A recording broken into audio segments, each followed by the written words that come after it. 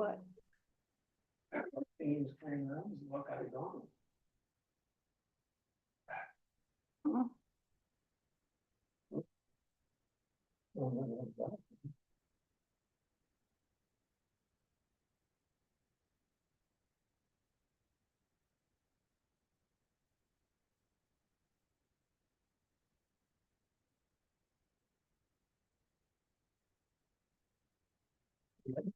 Mhm. Supposed to be in the screwed it up.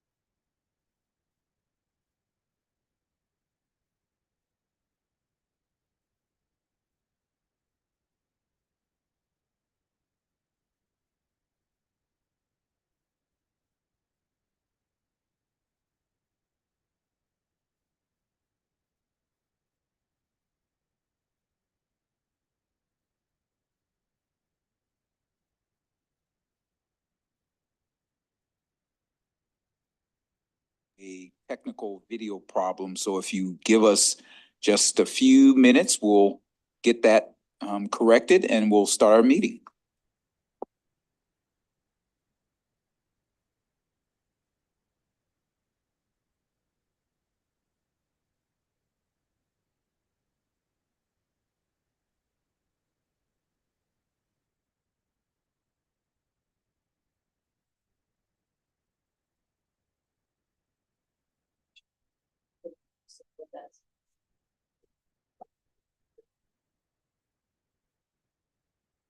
All right, everyone, thank you for the one person who's here in the audience and those of you that are joining us on Zoom. I'd like to call to order the Rapid City Area School Study Session. And almost said Shirley, but Bobby, will you do a roll call, please? Troy Carr, Here. Jamie Clapham. Here. Christine Stephenson. Here. Deb Baker is absent with notice. Michael Berkland. Here. Walt Swan is absent with notice. And Kate Thomas. Present. Okay. I'd ask that we all stand for the Pledge of Allegiance. Pledge allegiance to the flag of the United States of America and to the republic for which it stands, one nation, under God, indivisible, with liberty and justice for all. All right, I'll entertain a motion to approve the proposed agenda. So moved. Second. Because we are Zooming, we will have to do roll call vote. Troy Carr, Yes. Jamie Clapham, Yes. Christine Stephenson. Yes. Kate Thomas. Yes. And me, yeah. Oh, Michael Berkland, sorry. Thank you. Okay, motion passes. I do not have any persons wishing to address the school board, so that means we don't have any board response to nobody addressing the school board. And so we are on to item 6, items for discussion. And Superintendent Swaggart is going to be presenting the strategic plan surveys.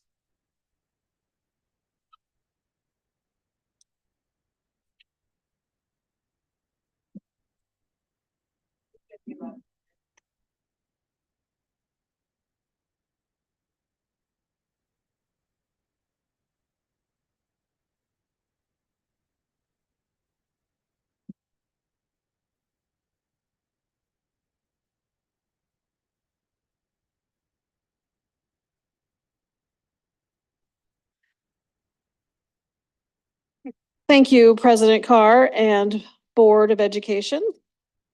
Tonight, I'm going to be talking to you briefly about the strategic plan survey results and what is the importance of these surveys. As you know, we are conducting these surveys with our partner in our strategic planning, Huron Consulting, and Casey and Laura Coates from Huron have been helping Bobby and I do these surveys. They are all conducted online and they are all connected to our strategic plan, specifically the 5 pillars: students, staff, facilities, community, and communication. So some information about the surveys. We've given 4 this year, and we will be giving the same 4 every year moving forward of the strategic plan, which is currently a 5-year plan.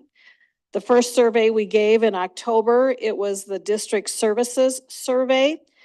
It was taken by 27 of the principals and hiring managers, and it was given about district direction leaders. So superintendent, assistant superintendent, chief financial officer, and all of the directors. The second survey that we gave was the employee experience survey. It was given in January, and it was given to all district employees, and it was given about the hiring managers and the principals. And we had 1,105 of our employees participate in that survey. The third survey we gave and the fourth survey we gave were at the exact same time frame. I'm going to first talk about the parent survey. The parent survey was given in April of 2024, and 1,395 of our parents took that survey. That is a much lower number than we wanted, and in the future, we are going to be working hard to increase those numbers of participation with our parent and caregivers. And our student survey was given in that same window. 3,393 students in grades 3 through 12 took that survey. In the lower grades, it was actually emojis for the different categories, not just numbers. And then as the students got older, they could actually pick the numbers as well. And that obviously with 12,400 and some students in our district, that was also not the turnout we wanted. It was about 25%. Michael could probably give me an exact percentage there. I'm going to talk about each of the surveys in a little bit more in depth at this time. The first survey, of course, I said was the district direction leaders survey, and it was on district services. It had an overall mean score of 4.34 out of 5, which we were very pleased with. That covered superintendent, and my overall mean score was 4.58, and my top box score was 63.08%. And top box score is the percentage of people who took the survey who strongly agreed with the category. So as we're going to talk about top boxes as we move through tonight. Chief Financial Operations, Coy, Mr. Sassy, his overall mean was 4.42 and his top box percentage was 51.77%. Dr. Strasser's overall mean was 4.54. Remember, we gave this in October, so Dr. Strasser had not been on the job very long. His top box score was 57.5. Director of Human Resources, Gary Manuel, his overall mean was 4.30 and his top box score was 43 or 46.4%. Mr. Daniels with IT, overall mean 4.22, top box score 41.67. Director of Teaching, Learning, and Innovation, overall mean 4.22, top box 43.64, and the Director of Federal Programs, overall mean 4.39, top box 50.67. So the survey focus of this was to rate in those 5 categories and up 0 or 1 to 5, very good, good, average, poor, very poor, or non-applicable. About people they have, non-applicable was people that they hadn't interacted with in 45 days. So these were the categories: accessibility, and it went on to say, can we reach a live person or use an electronic tool to reach someone? So accessibility to the directors, accessibility to the superintendent. Accuracy, did they receive the right information or product or service when it was communicated? Attitude, was it a nice experience? Did they receive a service with a smile? Operations, do day-to-day operations run efficiently and effectively? And timeliness, was the response or solution delivered when promised? Our areas of strength was attitude. So as a group, that's where we scored the highest. So it's really nice to know that they feel like they received service with a smile. I think all areas of our organization, we've talked about who is our client, who do we serve, and how do we do that service with a smile. And the biggest area of opportunity was operations. So in the day-to-day actions of working with us, in the day-to-day stuff, was it run efficiently and effectively? And this is at the very top of the organization. So we were not surprised when some of our scores for accessibility was a little bit lower. I can only speak for myself, but there are days I get in excess of 400 emails. So if they're trying to reach me via email, I may not see it during the day. So it may take that evening or even the next morning before I can respond to that. So accessibility was a area that we scored a little bit lower. And timeliness was also what I would include with that. Those were some of our lower scores. So the themes in that survey was confidence in upper leadership, positive interactions, effective communication, and a supportive and positive district culture.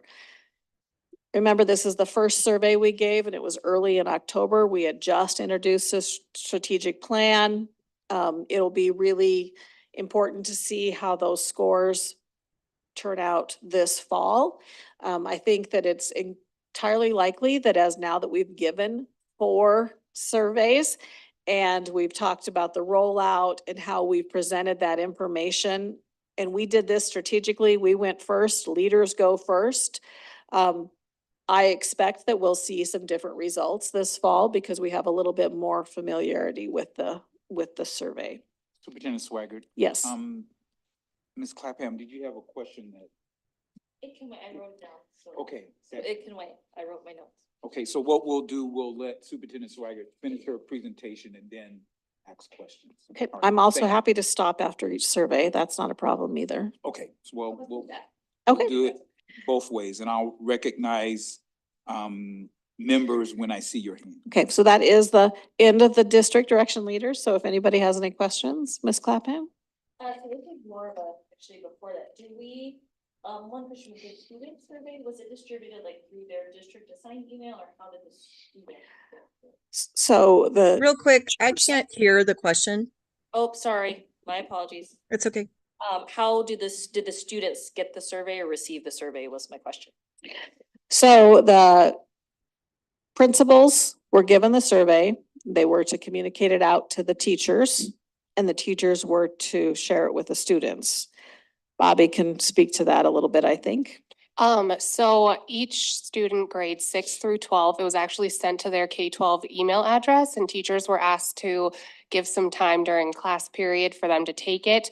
And then for our younger students, grades 3 through 5, it was put on Clever, which is one of the apps that they use to access other websites that they use for school regularly. And it was put there as a quick link for them to take that. And we did ask principals to ask teachers to set some time aside and ask that it be taken care of.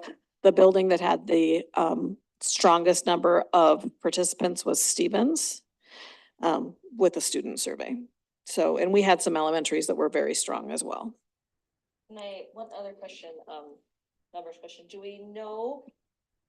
Just as it feels more evident to me, like what the percentage arguably of parent surveys, like if we took all the registered parents and guardians, that what that. Oh, percent of- very, very, very small, That's what I figured, but I didn't.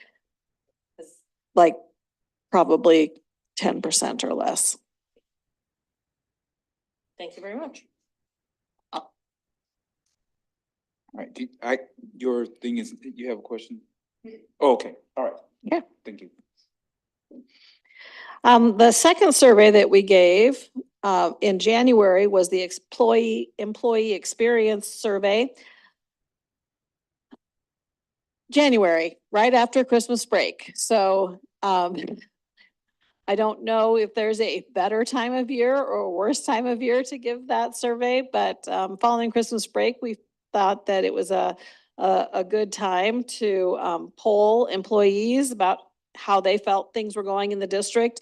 The main target of their survey was their direct leader. So just like the principals and the hiring managers were asked about the superintendent and the district leaders, employees were asked about their principal or their manager that oversees them. 1,105 took that survey. We have about 1,800 employees. I will say that although we do have an expectation and a request that employees check their email daily, we certainly do have employees that don't have computers and struggle with technology, and it's just not on their top of their mind to check their email every day. So I think we miss some in that fashion. I also think that just as a fact, because we don't give every employee a computer, that probably impacted that number as well. For instance, our bus drivers don't have a computer. They have one in the shop or in the bus barn, but not every one of them has it. And it's not always fun. And Ms. Stephenson, you and I talked about this. Things on your phone are not always as accessible, although we certainly are a phone society right now. So we were pretty happy with that turnout of a little over 1,100 participants in that survey. So the average mean score of that, once again, 1 to 5, was 3.73. You have to remember that fives and fours are agree or strongly agree. Threes are kind of neutral, are mixed feelings, and then disagree or strongly disagree. So I really feel like anything that is 3 or above is in the positive realm of that. So we were pleasantly surprised with those scores for everybody. How likely are you to recommend your organization? So we had 2 questions that we really wanted the answer for. That was the first question. And it was actually on a scale of 1 to 10. And those that rated it 9 or 10, so really likely to recommend our organization, 26.57 of our employees fall in that 9 or 10 area. 29.35% fall in that 7 or 8, still positive about the district.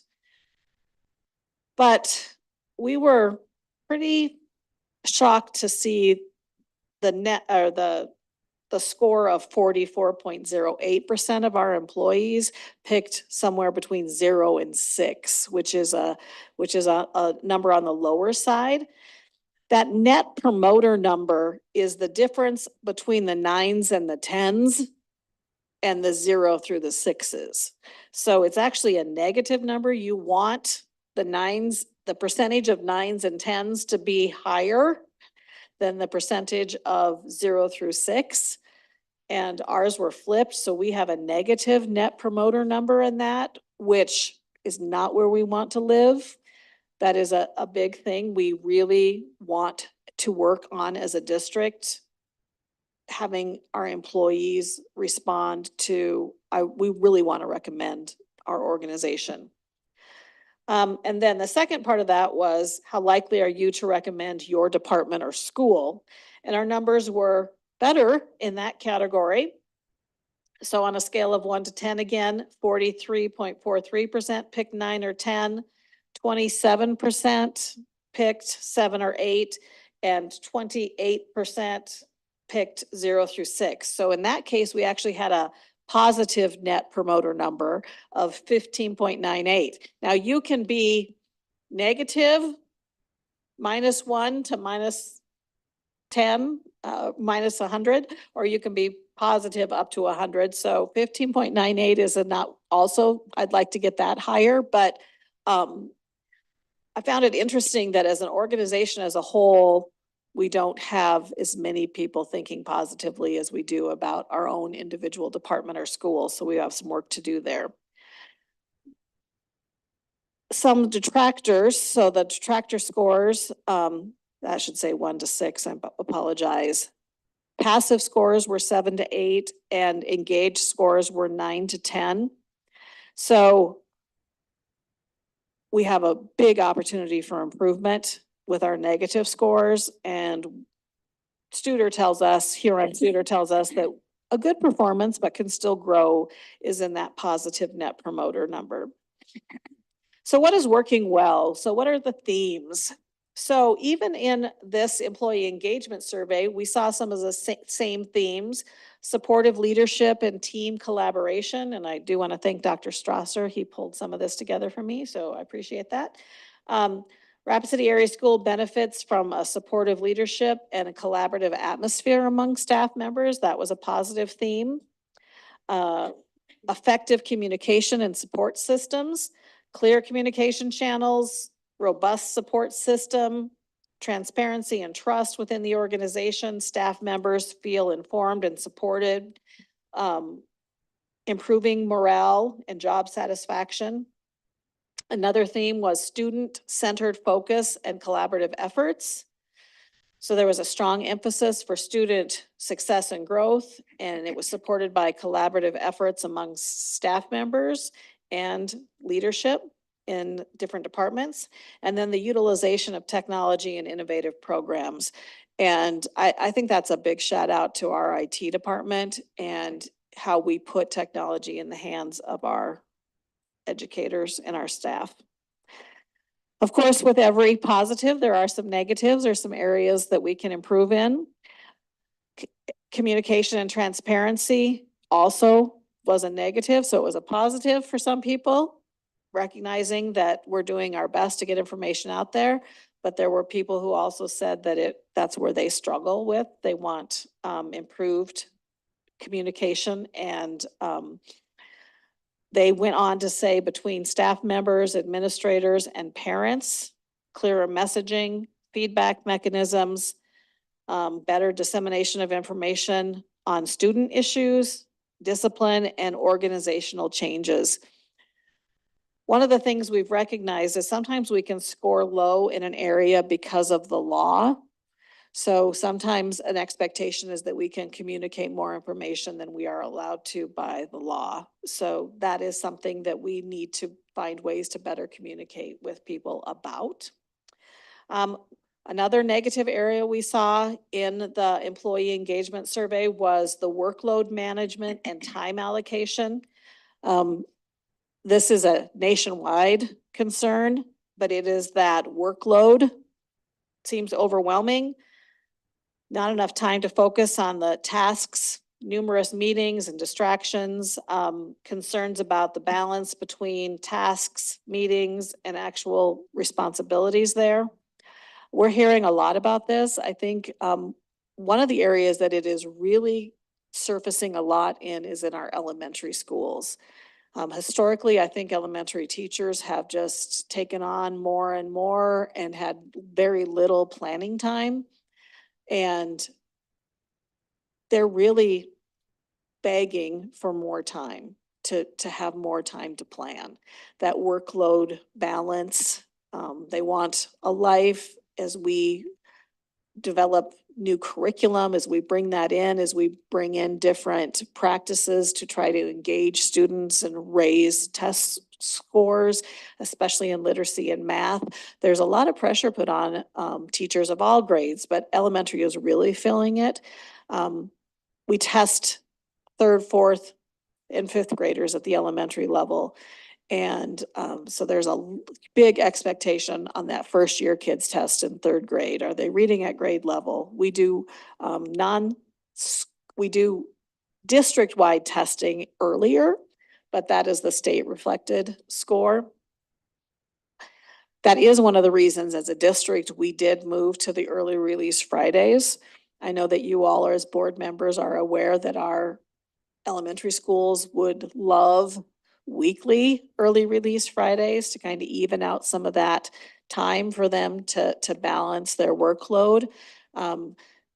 It's a challenge for our community though, every time we early release, what do we do with the students? Middle school and high school teachers have more planning time built into their day, but I think there's also some concern at those levels about that workload. Support and recognition for employees. I think all staff members communicated, or many communicated, that they would like better support recognition. You as a board, especially during negotiations here, that livable wage in our community, the housing situation, cost of living is pretty high. And then that reflected in the survey information they shared.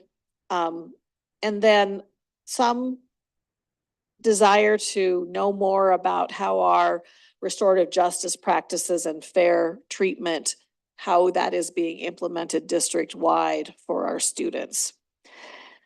And then the professional development and training as an area for improvement. We're hearing a lot from our staff and employees that they would like differentiated professional development, so it's not repetitive, and that they would like to be able to have what they need for professional development, not what we think they need year after year. So we have some plans in place to move forward with that.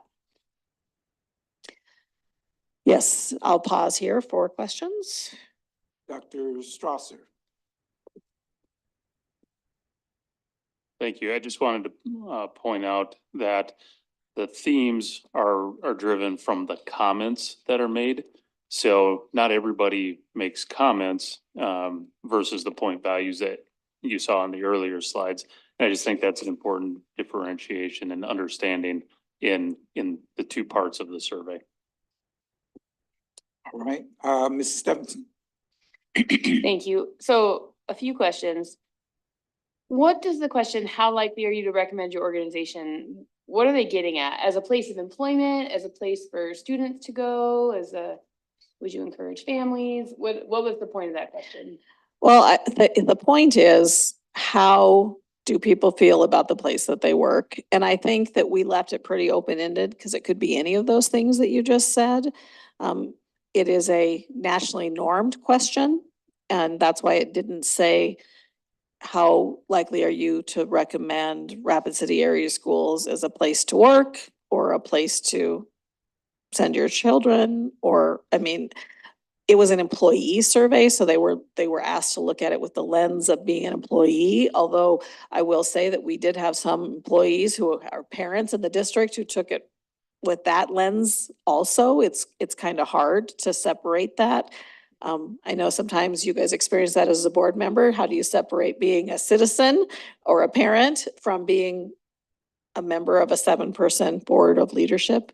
So we left it open-ended, and Studer leaves it open-ended for that reason, and it can mean different things. Okay, that's interesting to me. I feel like because teacher retention is such a challenge, I think it would be really interesting to know, would you recommend this as a place to work? Because I could totally see saying, oh, I wouldn't recommend it as a place to work, but oh, it's fine for your kids. Like, the teachers are still doing a good job.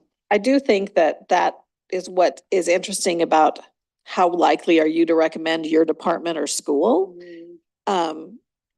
I also think that shows that in our district, we have a tendency to think more positively about what is really close to us and think more negatively about as the ripples get further and further away from us, we hear things that hurt my heart, right? The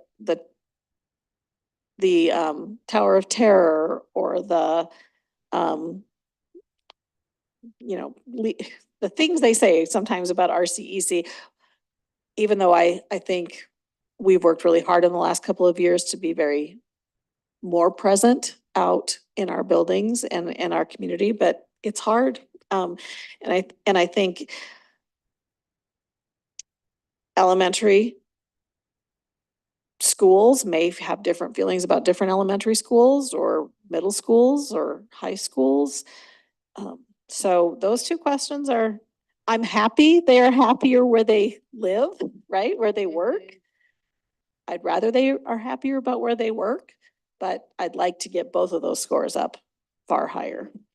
I know you're trying to give us the 20,000-foot view, but also, this is important for us to kind of know what's really going on specifically. Like, are our elementary teachers happier than our high school teachers? Or, is there a cohort that you've identified that, like, this group is satisfied? The bus drivers love their job, or the kitchen, nutrition loves their job or hates their job. Anything you can tell us about that? I think in general, elementary teachers seem to be more positive, just really able to just take on education issues as it comes to them.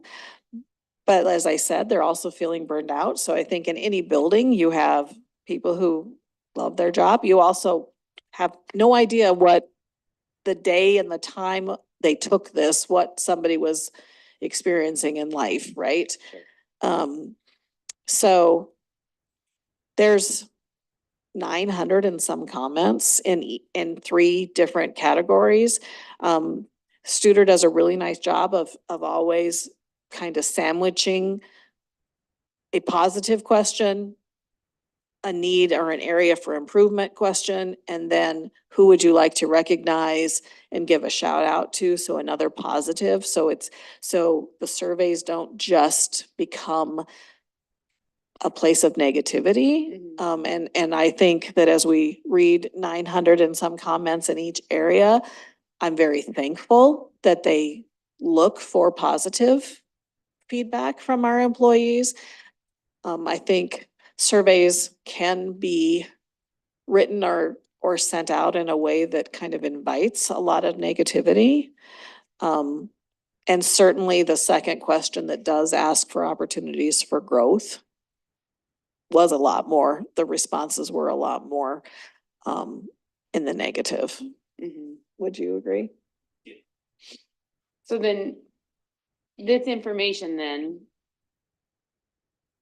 goes to the administrators, the bosses of the people who took the survey, like, And then nutrition, yeah. your department said this. Yep, and then they rolled out their results to their staff, and then they came back with action plans of how they're going to raise their scores. So they identified each individual building and leader identified their personal areas of opportunity. I'm doing a district-wide view with this. I mean, I could get into every building, but this is a district-wide overarching view. But every hiring manager, every principal got really deep into their survey responses. And they each had a survey partner who met with them. It was a director or a leader. So Shane met with his manager. Coy met with his managers. I met with some principals. Dr. Strasser met with principals. Jen Strong met with principals. Dr. Seals met with principals. So every principal had a survey partner. And then we took their survey results to them. We gave them the numbers first, and then we took the comments with us and went through them together so that nobody felt personally attacked. it was really important to us. And then we modeled as director leaders, how a rollout worked for us. And then they did that with their staff as well. And then the whole staff and building came up with action plans to move forward to raise these scores. So that whole process is very powerful. And I think very well done. I appreciate that explanation. And I know you've said it in the past and, but I appreciate you repeating it for me. The other follow-up, will there be district-wide action plans taken based on these? Yes, that's in our strategic action plan, and I'll get to that at the Okay. end. Thank Okay. you. We good?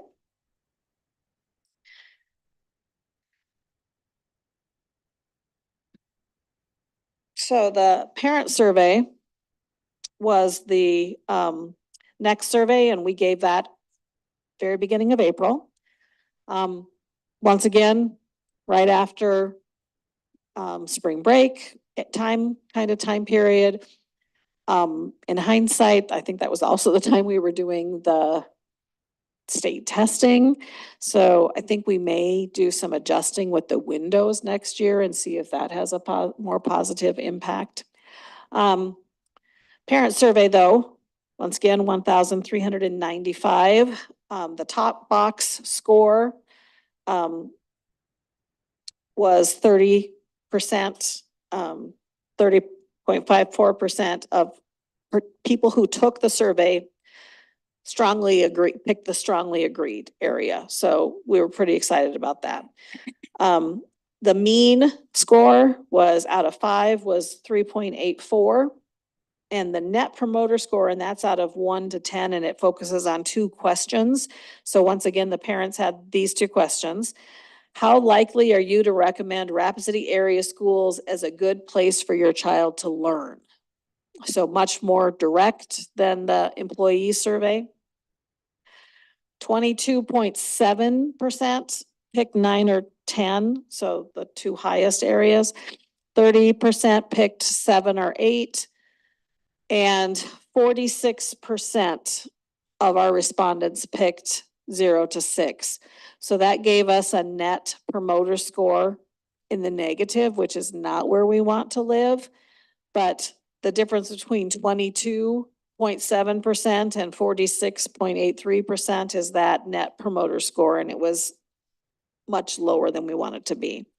The second question was, how likely are you to recommend your child's school as a good place for your child to learn?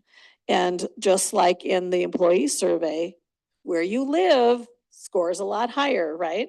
So 39.8% of the participants picked areas or categories 9 and 10. 26.97 picked 7 or 8, and 33.24 landed in the 0 to 6. So we actually had a net promoter score in the positive there. Once again, not as high as we'd like it to be, but being in the positive was a very good thing. So if you look at those overarching, that 20,000 foot view, we had strong results. The mean score of 3.84 was strong. We had more detractors than promoters and lots of opportunity for improvement in that. How likely would you recommend Rapid City schools as a place for your child to learn? And then in the recommend your school, we had a good performance and still opportunity to improve. So some celebrations, because I think it's really important to do some celebrating. Oh, Superintendent Swigert, we have Mrs. Clapham with a question. yes. Just a quick thought, I'm kind of like chewing on your school versus the district because, I'm sorry, I can't hear again. oh, can you hear me now? We'll get into it. It's a little bit louder, but it's still pretty quiet. Better? Oh, much better. Yay. I gotta be really close to my mic. It's interesting because I think that most people's experience of the district is through their child's school. So, I mean, and this is probably merely speculative and can tell me it's speculative.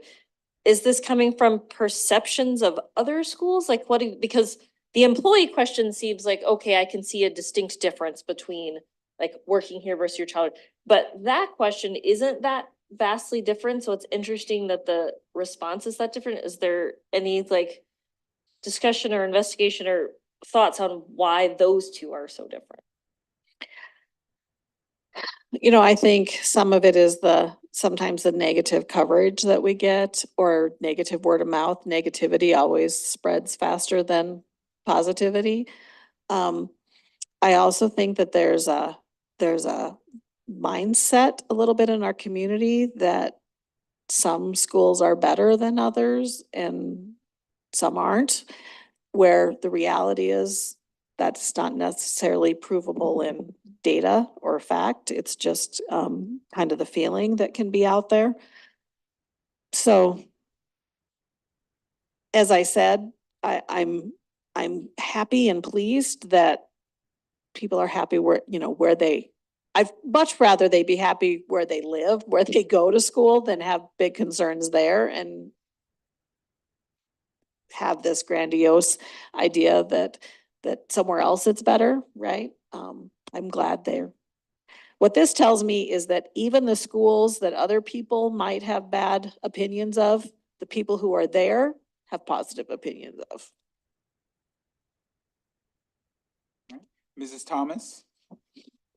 Yes, thank you. Can you go back one slide? I can. So I think I might be able to give, I guess, just from my own perspective of a parent that was talking to me about this. So the Net Promoter Score, the second question, how likely are you to recommend Rapid City area schools as a good place for your child to learn? That is definitely not a good score. But it could be related to something such as this parent was talking to me, their child went to school, they got a call from the school.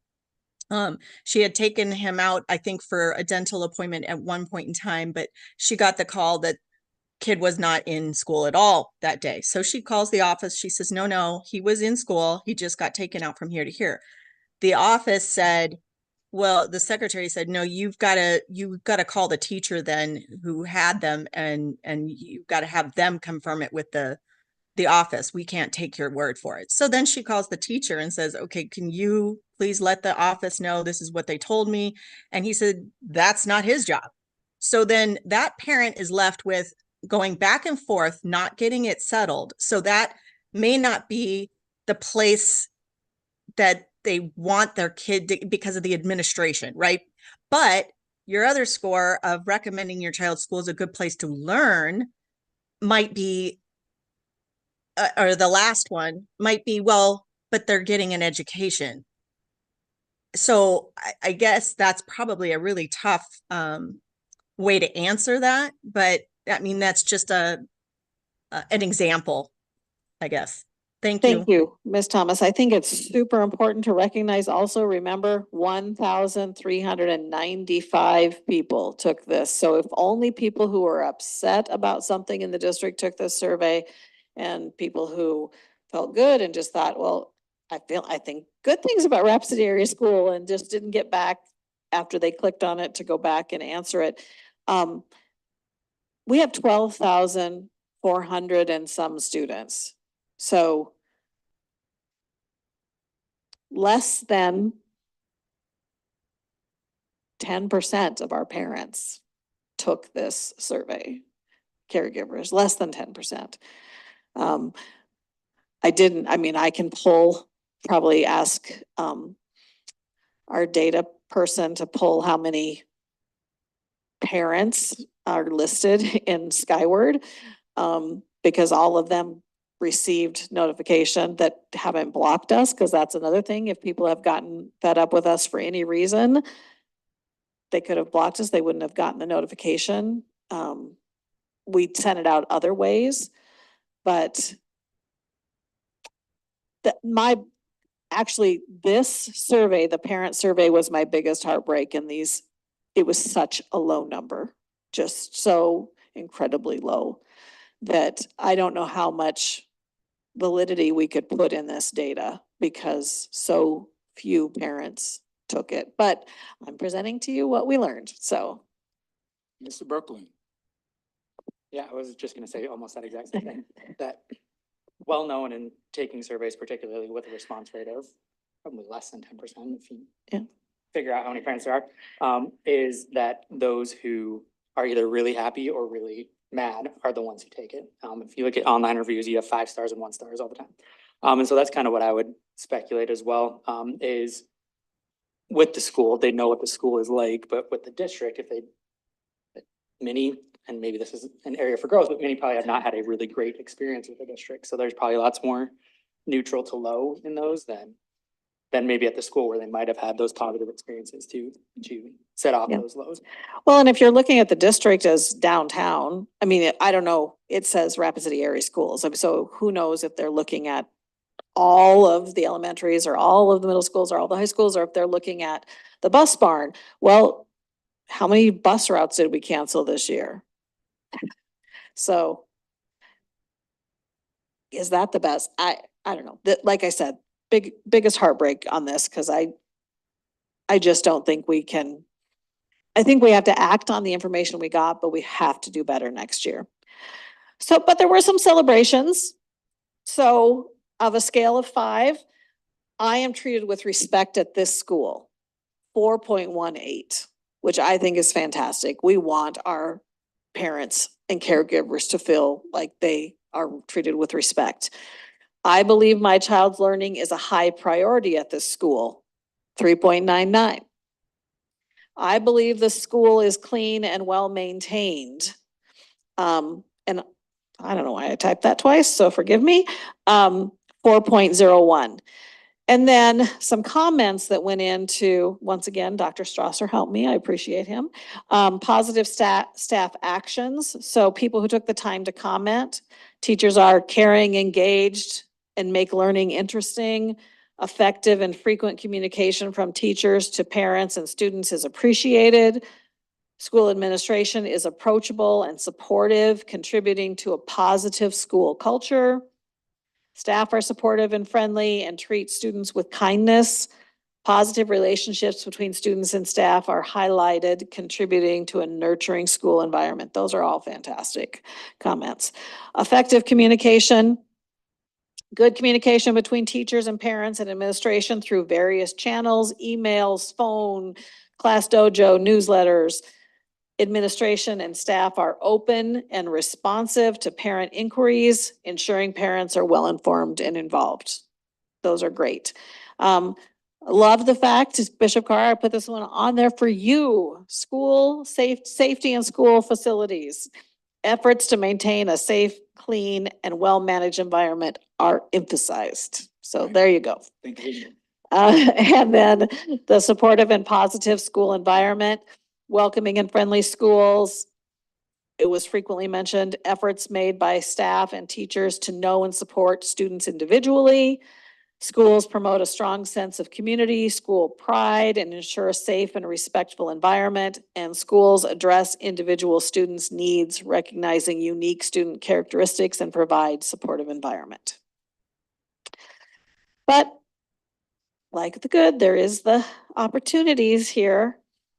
So the 4 areas that I felt shared the biggest opportunity for growth. I received positive phone calls, emails, and notes about my child from the school, 3.3. I regularly receive feedback from school staff on how well my child is learning, 3.44. I've been invited by the school district this year to provide input on the academic quality of my child's school, 3.28. And I have been invited by the school district this year to provide input on how to support successful school and family interactions, 3.42. So even though they were above 3, still opportunities for growth. I found it interesting that a lot of those are telling us we need to make as much effort to share the good with parents as we do to share our concerns. And then there were areas about facilities and infrastructure, communication, educational support and resources, student well-being and safety, parental involvement, staffing, curriculum and instruction and community and diversity that were also included here in areas for opportunities. Any questions? Ms. Stephenson. I'm going back to again, when people were asking about the participation in the survey. Do you have schools that were more represented, schools where participation was either noticeably high or noticeably low? I do. So in our parent and caregiver survey, Corral Drive had 132 parents participate, and South Middle School had 107, Central 114, and Stevens 185. And then it got much lower. A couple schools only had 11 parents participate. So, So for all the data and what we learned, I do feel like the main thing is that participation was so, I mean, that says more than the data in the survey. absolutely. And so what are the plans moving forward for family engagement? So we are going to make sure that when we do the survey next time, that we're tying it to parent-teacher conferences or times that we have parents in the building. And we're going to have machines available that parents can go in, log in, because every time they take the survey that you pick your building and answer the questions. So parent engagement nights with the title buildings, parent-teacher conferences, high schools activities. We did this during season so that we could do this during events. We could encourage people to, there's a lot of ways that we can do this. And we're just going to work much harder to be mindful of that. I have a similar question in a different category. So for the student survey, principals, the information was given to principals. Principals gave the information to teachers. And so is it, Well, we hope the principal gave the information to teachers.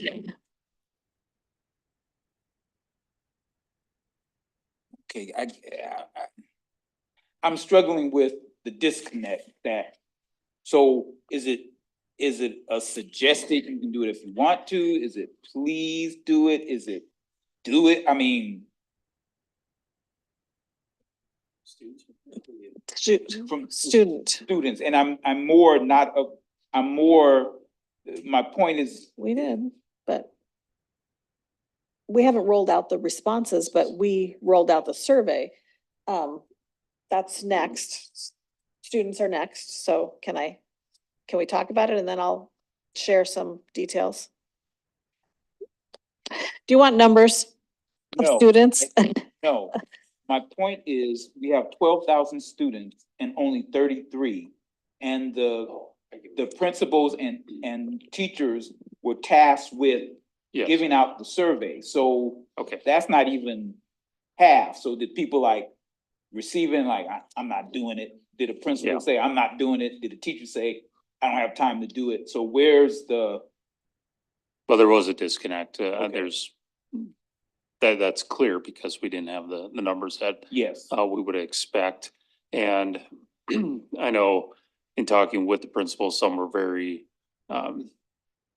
clear on how they delivered the survey. And others were not. And that is something that we will change moving forward. And that was made clear at our last principals meeting. okay. Thank you. That's, okay, thank you. That's where I was. Sometimes we learn after the fact how to do better. So the student survey board, 3,593 took it, grades 3 through 12. So we can't really look at the number 12,400 because we didn't give it to kindergarten, first or second grade. So you do have to recognize that you've got to remove the number of students from that. And I actually can't tell you exactly how many kids are in those grades, but we need to be mindful of that. Just for example, Dr. Strasser is very accurate. Stevens High School, 1,022 students took it. On the other hand, Central High School had 55 students take it. So very different turnout of the two high schools. We had elementaries with 13, and we had elementaries with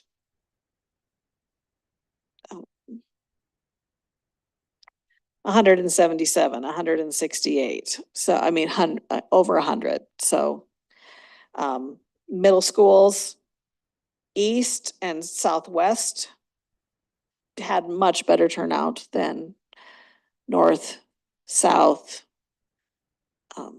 or west. I will give south a little bit of a pass because we were getting ready to move into the outside the walls. I think those teachers were packing their room. I mean, there was a lot going on at that time. But we can do better, absolutely can do better. So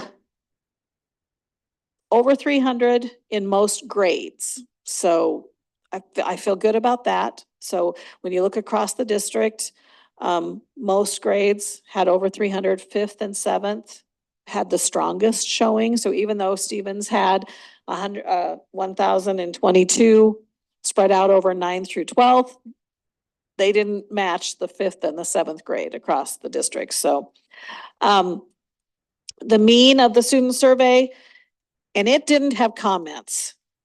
And I think Bobby could share with you, as she asked the seniors to provide commentary on recordings on Sunday, that was probably good. We didn't have a comment area for the students. We just asked them the questions.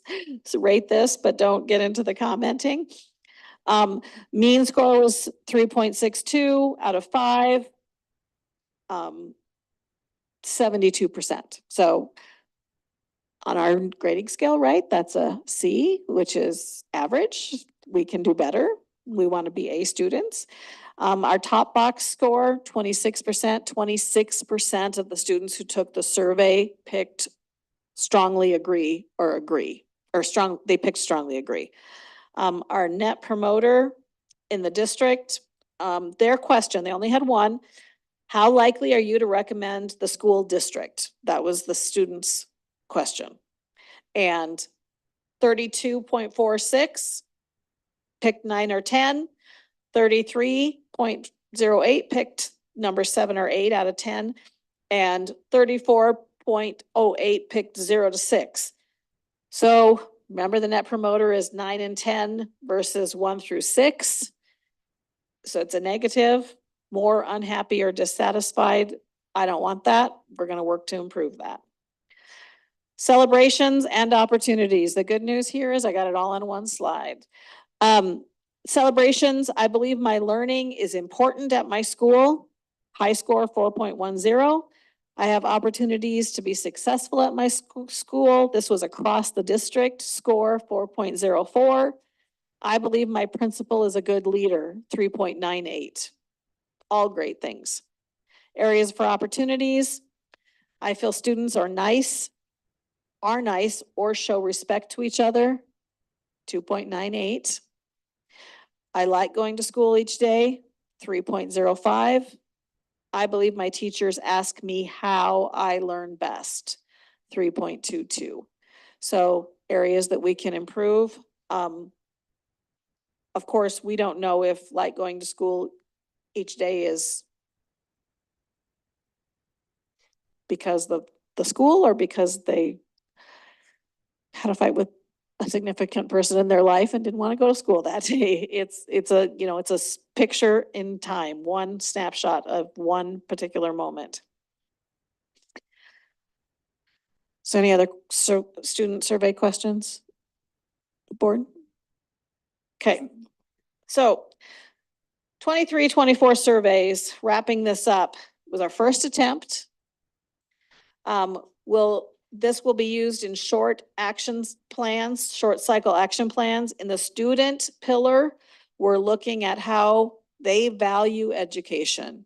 That the questions that deal with valuing education will be looked at in particular. And the staff pillar, how they feel respected and empowered, because that is a goal that we have for our staff. In the communication pillar, we're looking at a lot of things: accessibility, accuracy, timeliness, mission and goals, and clearly communicated information.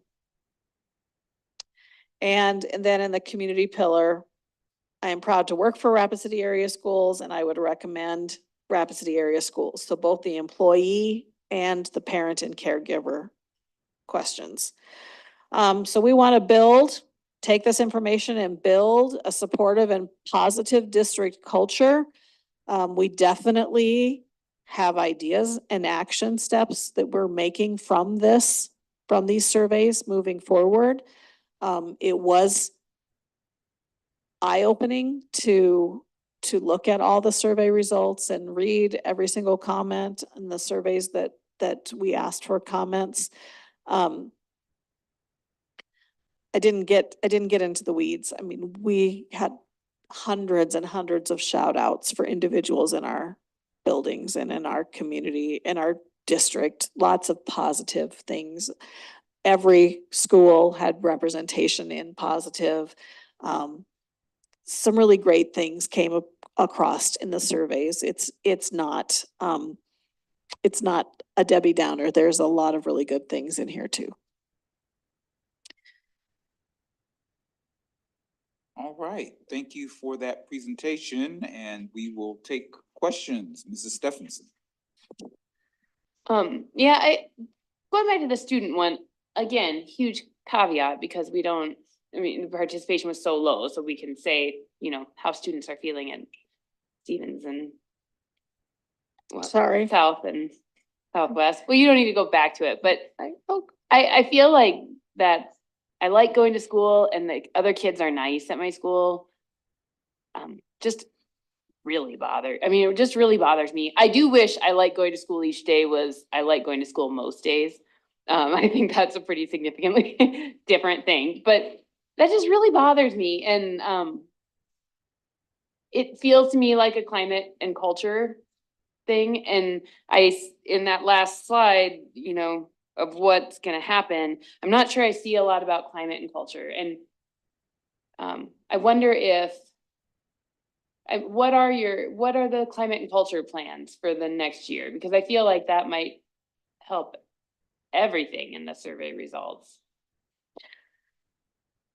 Well, as we talked about, each building has action steps they're taking, and we really let them pick, which I think does speak to climate and culture. It's not being forced upon them. They had voice as a staff to pick opportunities to improve. It is I think a focus from all district leaders. Climate and culture is huge, because how people feel about their buildings and about their work impacts everything. How students feel about the building impacts behavior. I mean, so many things come down to climate and culture. It is a focus, but as far as, can I give you the magic action plan that's going to fix our climate and culture overnight? No, it's going to take trials and errors and movement forward. So the schools that did have high participation, when they saw, 2.98 out of 5, feel like the other kids are nice, did they identify that as We just received this pretty recently, and okay. This is going to be some work that Dr. Strasser is going to do starting Thursday. So Okay. So that puts you in a tight spot when you only have certain schools, so you can say, well, this school needs to work on climate and culture, or like on the kids being nice and the culture of the school, when other schools didn't even. So I would say a couple things to that.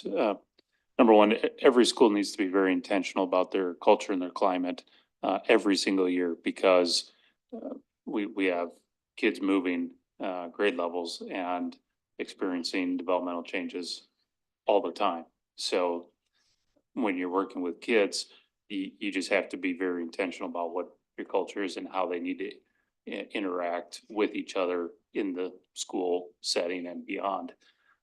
The action plans that we've been talking about, one of the things that we've been working on is building them into our school improvement plans. Because that's always one of the things that we talk about, having so many goals that we can never achieve certain things. So I think that's a real positive step for our schools, and they're all taking that into building their school improvement plans, which our title schools have done, and our non-title schools will be working towards tomorrow. So I think those are very important things, and keep in mind, we have new leaders in our schools every year. So I think that always plays into how do you come into a building and establish a strong culture, first of all, with your staff, but then with your students when they come in. And we're always going to be looking at that. So I think it's an every year thing for every school, regardless of what last year, you can learn from the positives and negatives the previous year, and you can go, hey, we had a great year and we have a lot of good things going. How do we move that forward, regardless of what my score was? Yeah, I think it'll be great to have many years with improved participation, because also an opportunity to say like, well, this school has been doing this program and look at what their numbers have done. Let's spread it to other schools. So I'm really glad that we had the surveys and hope we have better participation in years to come. Yes, please. Mr. Brooklyn. Thank you. I just want to say thank you for collecting this data. And I know that we live in like such a data-driven society that we want this data, but at the end of the day, like surveys just in general are rough. It's the best we have, but still not great. But one thing that I did just want to more of a comment than a question is, I don't know if this is something that Huron-Sutter could do, or if it's a project for an AP stats class. But when we do get results, like if we were next year to get something like a whole bunch of Stevens, can we get like different ways of looking at that average then? So that it's not just Stevens score essentially, like that having that many more at Stevens is gonna skew those means, but you can look at modes and meetings and all those other averages that we learn in middle school and then forget about. But I don't know if that's something that Huron-Sutter could supply. And then kind of similarly on that, I don't know if this is something that we would do or that you would do with the principals, but just comparing those district averages to Stevens, for example, in that last one, could also tell us a lot. Like, is Stevens higher than the district average, or are they just, I guess, maybe it's an opportunity for AP stats, but just looking at some ways Yes. to kind of break Good apart idea. this data without, I don't want to look at every single school, every single part. That's so much data, but I think we can get some more useful information out of this if we didn't have everyone lumped together entirely. And we can filter it out. We can, I just didn't think you wanted to spend that many hours with this information. You're a wise woman. Mrs. Thomas. Yes, very wise. I agree. So I kind of want to leave this on a more positive note. I mean, Michael Berkelin, you're so right that, a lot of times you just see the ones that are really mad or the ones that are just super positive, that are actually answering these. And I'm not sure that, with the students in the high schools, not every, like you said, there needs to be a little bit differentiation there, but that culture, I mean, this has been very eye-opening in a way, but it's very similar to so many surveys we've taken in the past. We don't have the participation that we really want for all of the reasons mentioned. However, don't sell yourself short. There was clearly some serious positive things out of this. And what I'm very happy to hear is that you are working with Studer to make sure that you end up getting, because of these results, now we know we have some actions that we can do afterward. Oh, I forgot to put my video back up, sorry. So I think it's really a great survey. It really gives us some good information, but I mean, it's somewhat heartache, but it's the amount of people that didn't fill it out, which is part of what I guess our administration culture can do to change to make that participation bigger in the future. So Just in Thank you. closing, thank you, Kate. I think just in closing, I would like to say that so many times in my 30 years in the district, I have heard, well, we did that survey, but we didn't hear anything about it. Nobody looked at it. It didn't matter. So just the fact that we are looking, reporting, making action plans, I think that will positively impact participation moving forward, because all of our staffs are seeing that this matters. It matters to us. It matters to our strategic plan. It's important. And I'm hoping that that will also improve results moving forward. So, thank you. Right, and I think one of probably the most important pieces of information on tonight that I would like everybody to pay attention to is that it was the first time that it's been done. So first of all, thank you for doing it. Thank you for the work that was put into it. And it's the first time. First time I made biscuits, they came out like rocks and stones. And so you keep doing it, you keep trying it, and now they're wonderful. So thank you for that report. Now you just made us hungry. Yeah. All right, at this time, we have Mr. Daniels and coming with our website update. I'll be going to talk a little bit too, but I'm going to start the show off. Okay. So, thank you, board, for giving us opportunity to speak tonight. The purpose for why we're here is to talk just a little bit about the website update that we're doing. It's kind of hard to believe that it's been up we call it the new site, but it's been up for six and a half years. So we started talking internally last year that it's time to, not do a total redesign, but maybe like a home makeover. So that was kind of what started the whole conversation. The main reasons why we are going through this process right now is really to give it an updated look and feel and kind of make it a more modern approach. We want to have an app that's connected to the website that the community can use. And so you wouldn't have to necessarily be a parent to receive notifications from the school district. We'll be able to have push notifications so people can sign up for items that are put out on the website that Bobby puts out, like alerts and news and that type of thing. There'll be a newsletter template that's created that will follow the look and feel and the style of the current site. We're going to add some search functionality that'll be able to search within pages on the website. So right now the search function is general, so it searches through the whole website. So it brings back quite a few pages with returns on it. And then also this new site will give and we don't have right now we're pretty much locked into pre-existing templates for web page design. The new site will give us some more, give Bobby some more ability to create some new pages and some new designs and the schools and stuff too. So the board approved the contract with Juicebox back in the middle of December. Originally we were the estimated go live date was early June, but that's been pushed off to early August. So we just met with Juicebox last week, and the go live date's going to be August 3rd, 2024. And the cutover it's pretty much you just turn off the old site and you turn the new one on, so there won't be any downtime, in theory anyway. So we wanted to talk just a little bit about how our current website is being used by the public. There's a ton of data out there with Google Analytics for the website, but we're going to talk just a little bit about page views, because that gives us a good insight into like where the public is going to on our website on a regular basis. So a page view is just to count viewed pages. And so if you go to a page and then you click on forward and you click on back again, that's count as two views for that page.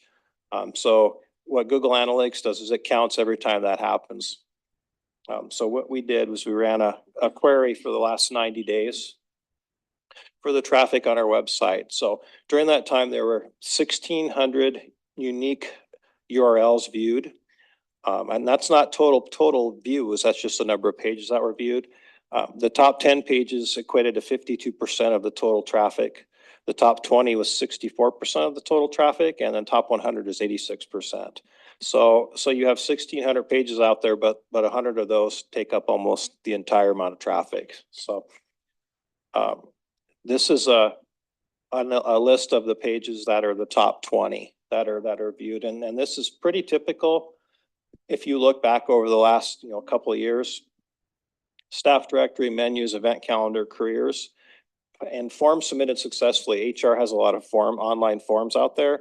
And so every time someone submits a form, that's what comes back. So these are the top pages that are viewed that the public goes to on a regular basis. I noticed like this year that the outside the walls in South Middle School was in the top 20, which is kind of neat. But overall, the viewing doesn't really change a whole lot. The menus, event calendar, and careers are really the top ones. The student supply list will be at the top in the fall, that kind of thing. So it does ebb and flow. If the board ever starts talking about a bond, Board of Education is going to be number one, and any bond pages we put out there will probably go to the top. So this just gives us kind of an insight on how our public uses the website. So the next steps on this presentation is Bobby is going to show some samples of what the new website might look like, and then talk about like the next steps of the projects that we're working on. So.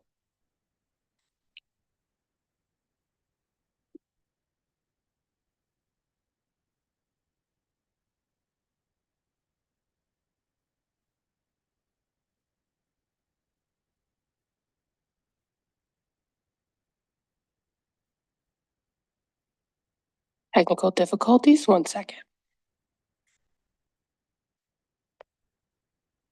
Good thing I have the IT director sitting right next to me. Shane, why isn't she? It was ready. There it is. All right, so I'm going to be going over a wireframe. So this is basically what the website or what Juicebox has created for us for what the website is going to look like. Some of these pages are not necessarily relevant to this presentation tonight, so this first one being one of them. Let me see if I can get this moved around. There we go. So to start off with, we're going to go over the main page. So this is the new look that Juicebox has created for the rcas.org homepage. Up here at the top, we will have some highlighted pictures that we can change very easily to highlight some successes that are happening within our district. And if you hover over top of them, it will give you a brief sentence of what it is and a title. Scroll down a little bit, we'll have our quick links, which is something we have currently, but these will be updated to something or to the things that are used most by the community. As you can see, we did update the careers button, so it doesn't look as much like a lunchbox as it does on the current website. And then below that, we will have 2 static areas. So these can be changed as well, but not quite as often. So we can either have it lead to the schools pages or really whatever is relevant at the time. So for example, if we updated boundaries and we released a new boundary map, we could have that in that main 2 static areas. So that way it's quick access for the community. Then we have the calendar next. We will still have all of the same calendar functions. So you will still be able to add them to your phone if you view it online or on your phone, and then also online as well. So quick add for events to your calendar. Recent news, we decided to go with a little bit smaller and less bulky version of the news just because it's not viewed as much on the current website. And then we have the we're hiring to the right, which is obviously one of our main priorities with the website. A new thing that we have added is the RCAS Fast Facts. So we can update these again to anything. We can, if a bond comes up, we can change these to be bond-related fast facts. Graduation comes around, we can change them to be graduation fast facts. Just kind of a quick little tidbit for the community to see. And then we have our strategic plan, which is gonna have a little bit different of a view. Right now on the current website, it's all laid out and you can kind of toggle back and forth between them. This one's gonna be you hover over it and you can read the main statement for the pillars, and then you can go and view a separate page with the main plan on it. And that would be the homepage.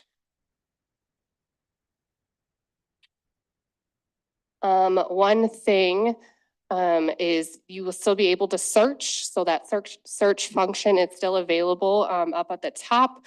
We are not looking at changing any of our main buttons. So the Our District, Parents, Students, Community, and Schools will stay intact on this new website, just as they are on the old one. My favorite and most exciting part is the alerts. So we have updated the alert system. We'll be able to have 3 different colors for alerts, so we can keep weather messaging to red, or kindergarten registration, school registration, things to certain colors. So that way families can know when they get on right away, oh, look, it's a red banner. It's a weather alert. School's canceled for the day, or there's a 2-hour late start. And then you can also toggle through. Right now, on the current website, if you have ever, or if you went on in the past couple months, you would see that I have 3 separate items, like click here for kindergarten registration, or click, and then space, space, space, click here for open enrollment, space, space, space. So this way it's gonna look a lot cleaner than what we currently have. This is the style guide. So this is what is provided just to give us a general overview of what the pages will look like. None of these are really real words, so please don't try and read them after the first sentence. So this would be like the main paragraph for an extra large paragraph, 2 columns, heading styles. We're able to now add in an image with a caption. We can add quotes and have them stand out a little differently. We have a call out box, which is exciting for those shout outs. Different button styles. And then another thing that I'm really excited about is a file download. So that way we could upload the calendars for parents to download directly onto their phones or onto their computers. So that way they can save them. The table, this would apply to the Board of Education especially because Shirley does use a table for the agenda, the minutes, and then the YouTube link. So that's what that section would look like on the board page now. The accordion, which is also on the board page with your guys's main items or your, what did we call those, goals. So that was how those would look. And then the quick links. Some other new things that we're adding is a photo gallery. So that way pages could upload photos of different things happening. Again, kind of like that main page with a quick sentence behind it as you hover over it. Slideshows. And then another thing that I know that the board leadership was asking for is some factoids. So for like our facilities page and everything that we'll be creating, we can add some fast facts with a little more information. Media and text. And then this is what our contact cards will look like. So like the staff directory, for example.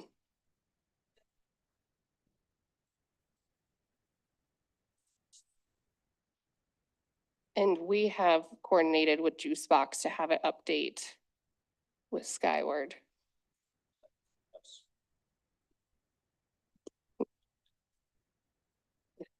Yes. Yeah, we're still looking at the problem, the challenge is we have employees that are in multiple buildings and multiple positions and not duplicating it, but is one of the things we're looking at, so. One thing we run into right at the moment is our staff directory isn't as up to date as it needs to be. So we're really hoping with this revamp that we can make sure it's up to date if someone's looking to find where a specific person is working. And then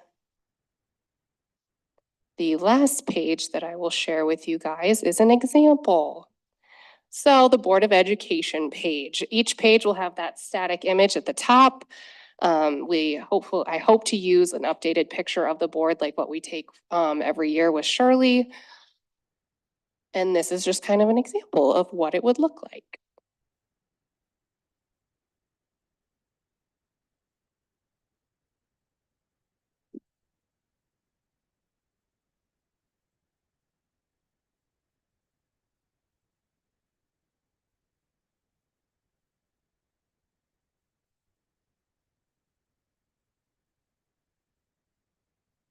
As you can tell, in my opinion, this looks a lot cleaner than what we currently have.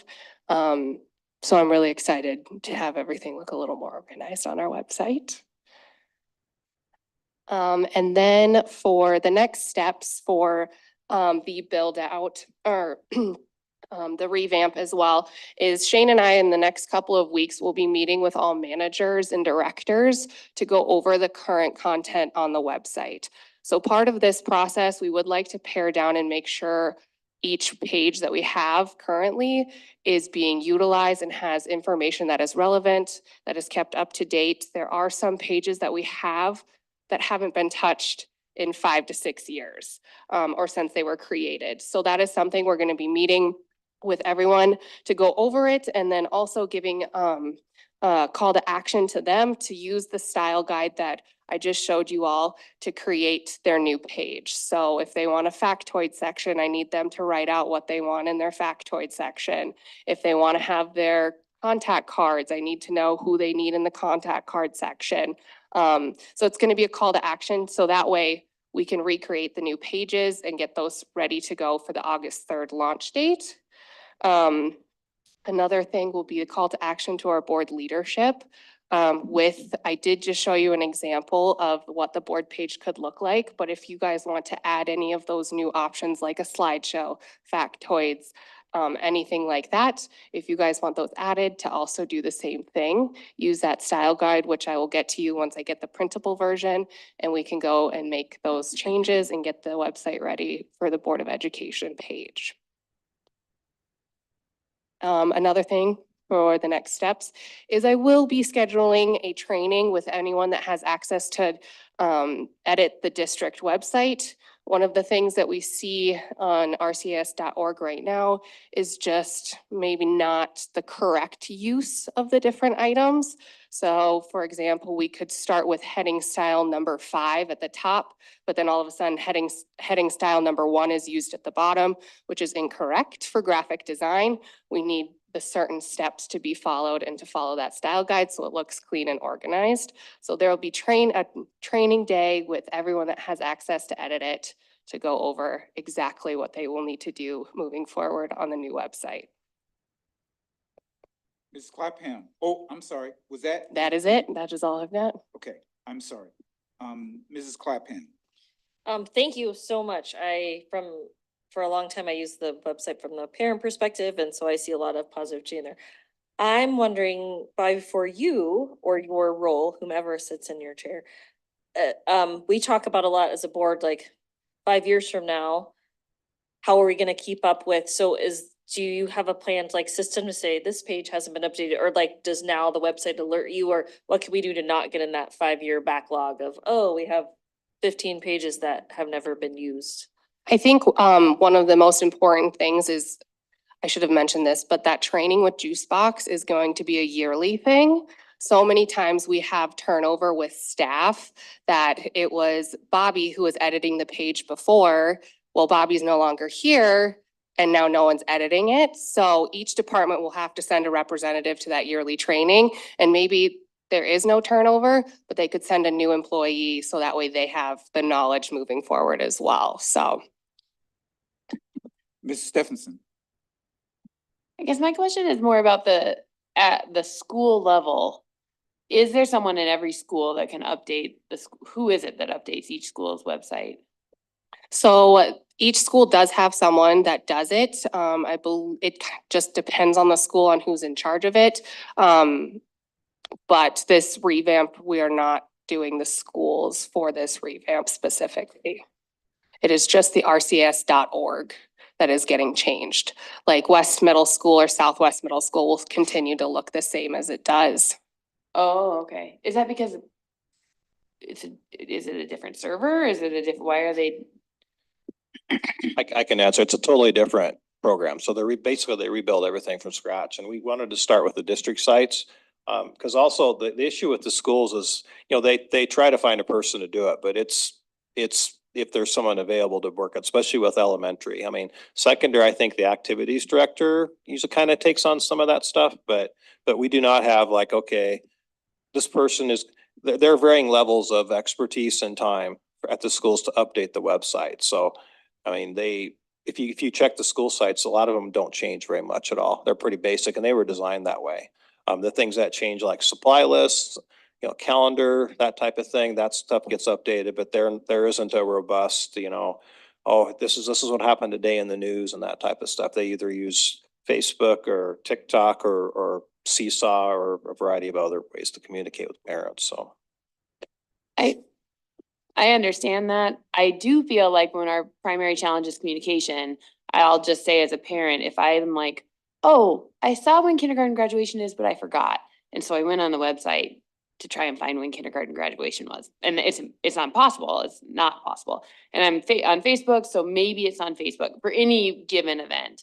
I feel like we might be underutilizing the actual school websites, like weighing more heavily this district central website when, like, where I think to go to get information is I go on the website page and I go to West Middle School or, for example, and try to find the information, and it's often not there. And I understand why, but I wonder if that's more of an admin thing. Like if we need to say each school needs to have a secretary at a certain level where one of the job descriptions is updating the website. Can I respond to that? Yeah. Yeah, okay. So, when we started at the beginning of the year, that is something that we clearly talked about with principals was who is in charge of your website and or social media, and discussing about how social media is used and how it needs to be connected to RCAS, because it's easy to let social media stuff just get away from the school. So that was an emphasis, and we'll continue to work with principals on making sure they have that person and or people designated who will update their websites and their communication out. So that has been that was one of the first things we did last fall. So did you get do you feel like are you happy with how it went this year? I would say I think we can get better. I have a better understanding of how we communicate out, and I know one of the best examples a lot of the elementaries use Class Dojo, and that is how they live and do their communication. So I think activities is an area of need to do significant improvement on, because it is hard. And I also was a parent coming into the district, and where do you find stuff? The information that you need, and how do you do it when you have so many different ways with which to get it, and this school or this activity does it this way and that way. And so I firmly believe that we do need to narrow our communication in order to be better at communication. And that's something that we'll keep working on. Mr. Daniel, is your hand still up for? Okay, and then Mr. Strasser, you just spoke, or you have something else to? All right, Mr. Berkeley. Thank you. A quick question and then a couple of comments/suggestions. Is this new website adapting to phones and iPads and all that stuff? Yes, so I mean, the current one is also, so. Just wanted, I figured it was, but just wanted to double check. And then, kind of to Christine's point, I wonder if we could, have just like a pseudo style guide for all of the schools. So at least even if, like, they all look kind of different, right now, so we could at least have like, I know where I would find it if it were there. And then another kind of suggestion with that is, a linking out to the socials right on the website there. So if it is on Facebook, at least you don't have to go try to find it on Facebook.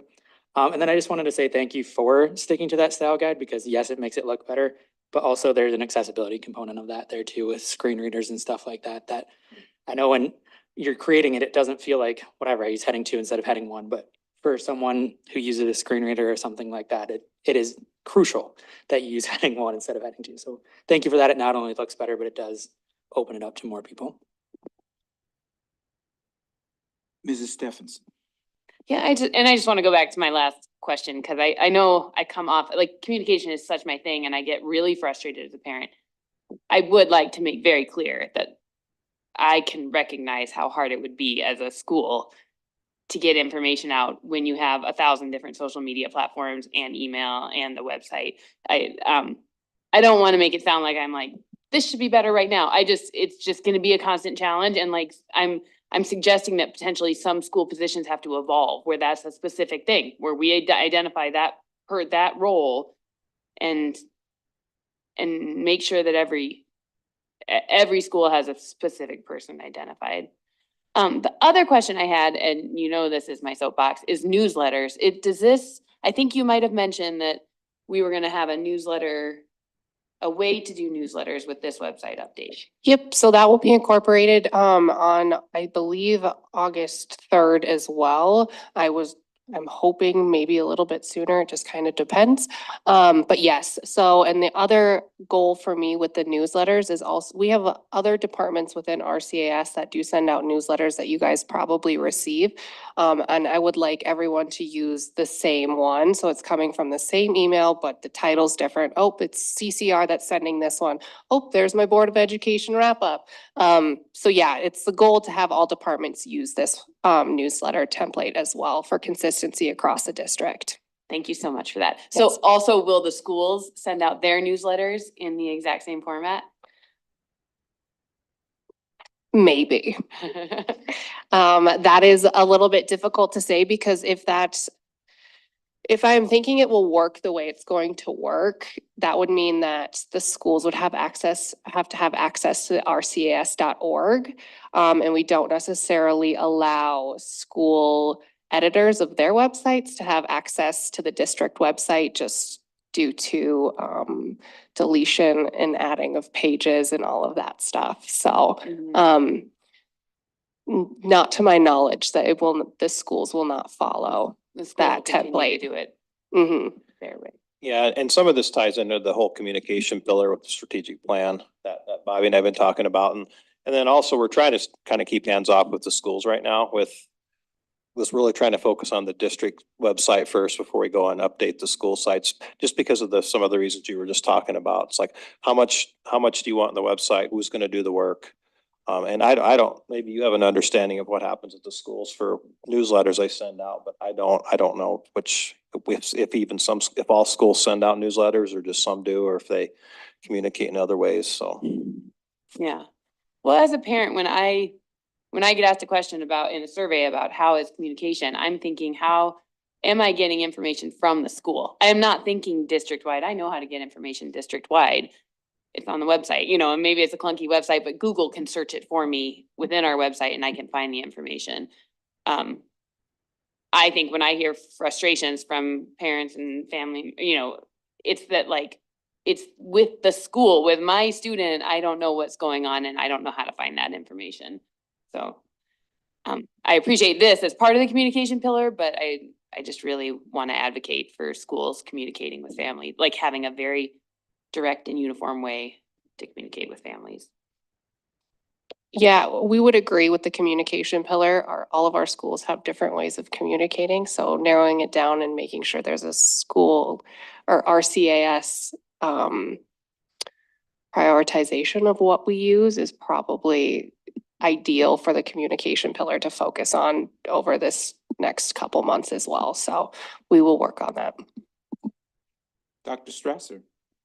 And just to reiterate, last fall, all the principals did tell me who was on in charge of their communications, website, social media. So I do have that, and that's something that we will continue to do, and I'll share the information I get from them with Bobby, so that when she has certain things on the new website and so forth, that we can collaborate and get that information to the principals and be much more consistent across the board, like we've been saying. All right, Mrs. Thomas. Thank you. I again want to end it on a seriously positive cultural note. This has been a long time waiting. I know that I've worked with you, Shane, in the past of trying to get this along and going, and awesome job. Bobby, you too. I mean, I'm so glad to see this actually coming to fruition. So great job. Thank you. All right, I got a couple of things. Are we gonna have another presentation? Because I apologize for my assumption that we were gonna see the actual new website. So now I'm realizing that we're not that far in the process. So are we gonna have another presentation where we're looking at the actual website? I guess we hadn't planned on it, but if we, because once it's ready to go live, it's ready to go live. If we want to do another presentation, we can, once it's up, before we release it to the public, if that's what you're asking. Let me get a consent. I would like to see it before it goes out to the community, because it represents not only everybody, but the board. I would think that would be something that we would want to be in front of. Does any other board member have that opinion, or you're fine with it just going out without us seeing it? I hesitate because then they have to time the release of the website around a board meeting, where it's at a time of year where it's kind of crucial that we have the website up and running and the revamp out as soon as we can, because it's an improvement. Mr. Berkland? I just feel like I did, essentially. Like that was, besides being able to personally play around with it, I feel like gave me an idea what it's gonna look like. So I don't foresee major changes between what I just saw and that, because I'm assuming content wise is just gonna be pulled over from what we have. So it's more of a cosmetic update at this point, and then content would change later on. Is that accurate? Yes. Okay, all right, so here's what I'll do. Shane, if you can just contact, when the site is ready, if you can just call me and I'll come in and take a look at it before it's launched to see if We would be happy to also come to like board leadership as well if we want to go over it, because that's a little bit easier to work with on the schedule than a study session or board meeting. Well, if it was something like this, it would have to be the whole board, so everybody could give their opinion about it. So if there's not a consensus that that's what the board wants to do, then at least I'd like to look at it before it launches. Sound good? The other thing, I know at our church, we've used outside sources for our website. And one of the things that was uncomfortable is the turnaround when we wanted to make a change. It took, we had to send them an email of the change. They'd send the change that we like. It just was so cumbersome that way. Are you all satisfied with, obviously, once it gets launched, there are going to be some things that you want to, is Juicebox turnaround fast enough where you can communicate and then the change actually happens on the page? So that's one of the positive things about this revamp is I'm going to have a lot more access to create and edit. So it's things that I can do quickly. Right now, I don't have access as much as I would like, and we do have to email Juicebox for help. But yeah, with this revamp comes more freedom for me to be able to edit the website. Okay. Is there a plan for a community announcement that the website is going to change? Yes, there is. I'm hoping maybe a month before. We need to get all of the content and get a little bit closer on that timeline before we can make sure and say, hey, it's gonna change on August 3rd. But yes, a month out, I plan on doing the whole press release and communication with parents and all of that as well. Okay, and this is a comment for the board that we had talked about. Obviously, we got our page, but I don't know if we've really been active in using it as a communication tool. So with this new revamp, I don't know if maybe I'll assign it to the outreach committee. They would, and have the, part of their responsibility is to make sure that that page is active and communicating and doing all those other things. All right.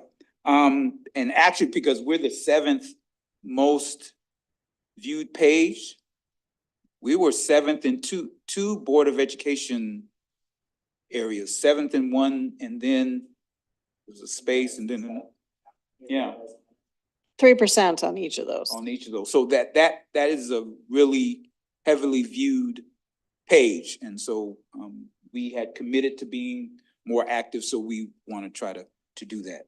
All right, my last thing, which is not been shown in the demonstration that you said of the most viewed page, is the policy page. And I don't know if it's just it's a pet of mine, but I would really like that visible, like in the top. And even though, again, there's no evidence that people visited the policy pages, I don't think it was even on there. It's just important that it's up front and center, so. That, we agree 100% with that. I think the cleanup of the website, like what we were talking about, the content, especially for the Board of Education, if you go to that meetings page, there's a long list of like, here's another page to go visit, here's another page to go visit. We're gonna clean that up and make sure that the board page and policies are the top priority on that page as well, so. All right, thank you very much. Anything else for the web upside? Thank you very much. I know it's not easy, and you did a good presentation. All right, moving on to other, any other? Actually, I have an other.